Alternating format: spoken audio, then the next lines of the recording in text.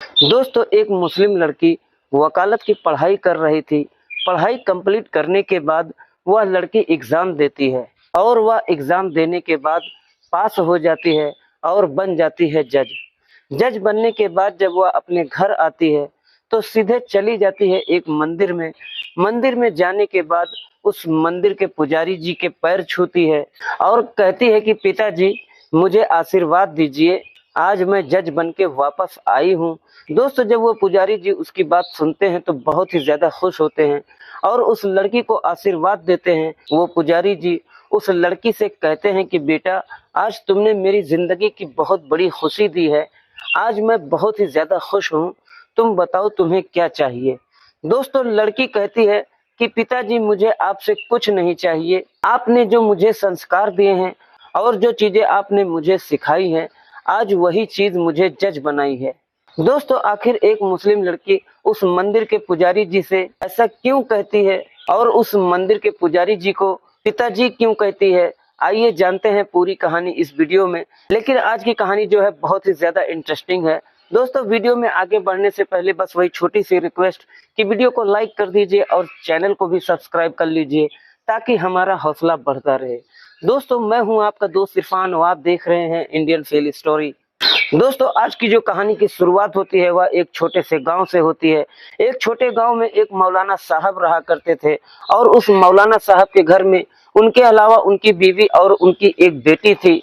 दोस्तों, जो मौलाना साहब थे उसी गांव की एक मस्जिद में इमामत किया करते थे, यानी कि उस गांव के मस्जिद में उनको पांचों वक्त का नमाज पढ़ाना होता था और वहां के बच्चों को तालीम देना था, यानी कि वह मदरसे में बच्चों को पढ़ाया भी करते थे और वहां की आवाम को, यानी कि वहां के लोगों को दीन के रास्ते में चलने की हिदायत दिया करते थे।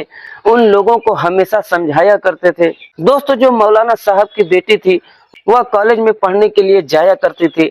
मौलाना की जो बेटी थी उसकी ख्वाहिश थी कि वह बड़ी होकर पढ़ लिख कर एक जज बने और वह जज की पढ़ाई की तैयारी कर रही थी। दोस्तों, जो मौलाना साहब थे, मौलाना साहब की दोस्ती उसी गांव के एक पुजारी जी से थी। जो वहां के पंडित जी थे उनकी दोस्ती मौलाना साहब से थी और दोनों एक दूसरे के बहुत ही पक्के मित्र होते हैं। दोस्तों, जो पुजारी जी थे वह अक्सर मौलाना साहब के घर जाते और मौलाना साहब के साथ बैठकर घंटों घंटों बात करते। उन दोनों के बीच में बहुत ही ज्यादा मित्रता थी और बहुत सारी ऐसी बात होती। मौलाना साहब जब भी फ्री होते नमाज पढ़ाकर वह अपने घर जाते। इधर जो पुजारी जी थे वह भी पूजा पाठ करके मौलाना साहब के घर चले जाते और एक साथ में बैठकर वह चाय पानी किया करते थे। इतना ही नहीं बल्कि पुजारी जी मौलाना साहब के घर का खाना वगैरह सब कुछ खाया करते थे। मौलाना साहब की जो बेटी थी वह पुजारी जी को अपने पिता के समान मानती थी, पुजारी जी की खूब खातिरदारी किया करती थी। और दोस्तों, जो पुजारी जी थे मौलाना साहब की बेटी को हमेशा समझाते कि बेटा, दुनिया वाले कुछ भी कहें, तुम्हें अपने लक्ष्य पर ध्यान देना है, क्योंकि ये दुनिया वाले जो है ना, वह जब तुम नाकाम रहोगी वह हंसेंगे और जब तुम कामयाब हो जाओगी तो वह जलेंगे। क्योंकि तुम्हें दुनिया वालों की परवाह नहीं करनी है, सिर्फ तुम्हें अपने लक्ष्य पर ध्यान देना है। तुम जब पढ़ लिख कर जज बन जाओगी तो तुम्हारे माँ बाप को जो खुशी मिलेगी वह शायद किसी को भी नहीं मिलेगी। और मैं तुम्हें अपनी बेटी की तरह मानता हूँ। मेरी कोई औलाद नहीं है और ना ही मैंने शादी की है, लेकिन मैं तुम्हें अपनी बेटी मानता हूँ और अपनी बेटी की तरह ही समझता हूँ और मैं चाहता हूँ कि तुम पढ़ लिख कर बहुत बड़ी जज बनो और सभी का अच्छे से न्याय करो। दोस्तों, उस पंडित जी की यह बातें उस मौलाना की बेटी को बहुत प्रेरणा देती है और जो मौलाना साहब की बेटी होती है वह अपने पिता की तरह उस पंडित जी को मानती थी, उसी तरह से इज्जत किया करती थी और उस पंडित जी को पिताजी ही कहा करती थी। लेकिन दोस्तों, उस गांव की जो आवाम थी, यानी कि गांव के जो लोग थे, वह मौलाना साहब पर तरह तरह के अब सवाल उठाने लगे थे। मौलाना साहब से हमेशा कहा करते थे, आप तो गांव के लोगों को हिदायत देते हैं कि कैसे रहना है और कैसे खाना है, कैसे बाहर चलना है और घर से कैसे निकलना है, लेकिन आपकी ही बेटी कॉलेज जाती है ना, कॉलेज जाने में क्या करती है, क्या नहीं करती है, कितने लोगों से मिलती है, इन सब की फिक्र आपको नहीं है? क्या आपको फिक्र नहीं है इस बात की आपकी बेटी कॉलेज क्यों जाती है? दोस्तों, अब जो मौलाना साहब थे वह बस इतना ही कहा करते थे कि देखिए, मेरी बेटी जो कॉलेज जाती है वह अपने दायरे में जाती है और अपने दायरे में रहकर कोई भी काम करना गुनाह नहीं है। और मेरी बेटी का सपना है कि वह पढ़ लिख कर जज बने, तो इसमें बुराई ही क्या है। दोस्तों, इस तरह से आए दिन एक नहीं बल्कि बहुत सारे लोग मौलाना साहब को ताना दिया करते थे, लेकिन जो मौलाना साहब थे वह किसी की बातों को नहीं सुना करते थे। और इतना ही नहीं बल्कि मौलाना साहब को इस बात को लेकर ताना भी दिया करते थे कि आप एक पंडित के साथ इतनी दोस्ती क्यों करते हैं। दोस्तों, ऐसा ही सवाल उस पंडित जी के लिए भी था, जिस मंदिर के जो पुजारी थे उनके लिए भी ऐसा ही सवाल था। उनको भी उनकी बिरादरी के लोग इसी तरह का सवाल किया करते थे और पुजारी जी से सवाल करने लगे कि पुजारी जी, आप उस मौलवी के साथ इतना उठना बैठना क्यों करते हैं? आखिर में आप दोनों का रिश्ता क्या है? आप चाहते क्या हैं? दोस्तों, पुजारी जी कहते हैं कि इसमें बुराई क्या है? हम दोनों का बचपन साथ में गुजरा है, हम दोनों एक साथ बड़े हुए हैं और हम दोनों एक दूसरे को बचपन से जानते हैं। दोस्तों, इस तरह से ना जाने पुजारी जी भी कितने लोगों को जवाब देते हैं। लेकिन दोस्तों, कितना कुछ भी हो जाने पर पुजारी जी और मौलाना साहब अपना दोस्ती कभी खत्म नहीं करते हैं। दोस्तों, उधर जो मौलाना साहब की बेटी थी वह अपने पढ़ाई से पीछे कभी नहीं हटती है, क्योंकि मौलाना साहब की बेटी को भी हर रोज न जाने कितने ताने सुनने को मिलते थे। मौलाना साहब की बेटी जब भी घर से कॉलेज के लिए निकलती थी, रास्ते में बहुत सारे लोग उसको ताने दिया करते थे, लेकिन मौलाना साहब की बेटी कभी किसी बात को नहीं सुनती थी। उसको सिर्फ अपने ही लक्ष्य पर ध्यान था। दोस्तों, इसी तरह से धीरे धीरे वक्त गुजरने लगता है। मौलाना साहब की बेटी का फाइनल एग्जाम अब नजदीक आ गया था। अब एक दिन फिर से पंडित जी आते हैं मौलाना साहब के घर में।